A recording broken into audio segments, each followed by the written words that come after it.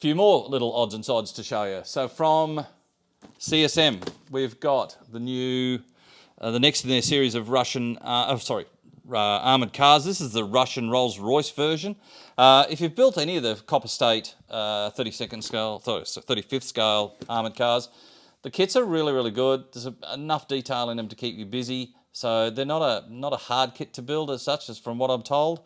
But if you're doing that whole Rolls-Royce armoured car family, there's a really good collection nowadays. It's like everybody suddenly discovered that armoured cars are the flavour of the year. So between Rodin and Meng and Warslug and all these guys have done quite a few of them. Pretty cool. So nice kit. Get stuck into that one. New company we have picked up called Sabre Kits. This is some of their stuff is kits from other people, and they've tidied them up and everything else. Others are not. As far as I can tell, this is one of their own kits. Yeah, from what I can tell, this is one of their own kits. This is a 72nd scale Henschel HS126 over Spain.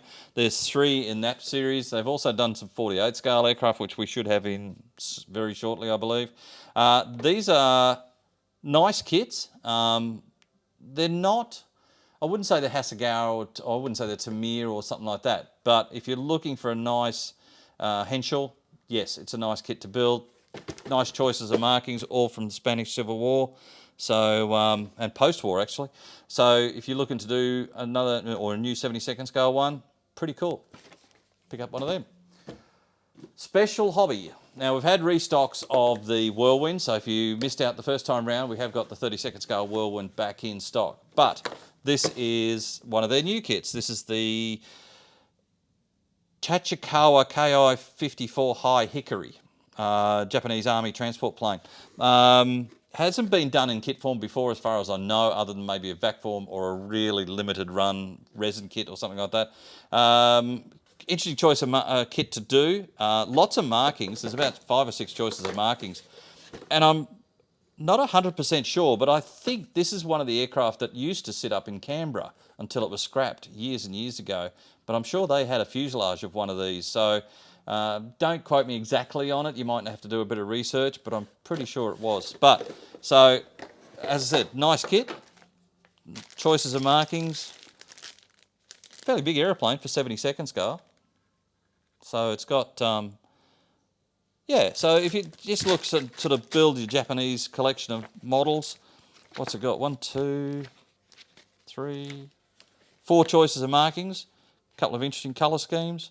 So, yeah, so fairly straightforward. Nice kit. Do that up. Now, this is Special Hobbies version of the Tempest Mk2. This is, they've done, essentially it appears to be, from what I can gather, it's the same plastic as the Edouard kit. However, you get a completely different choice of markings. You get a mask set. You also get etch metal set. I believe there's a bit of resin in there as well. So there's quite a bit extra in the kit. If you, it's like a high grade kit in a sense, or high tech kit as they call it.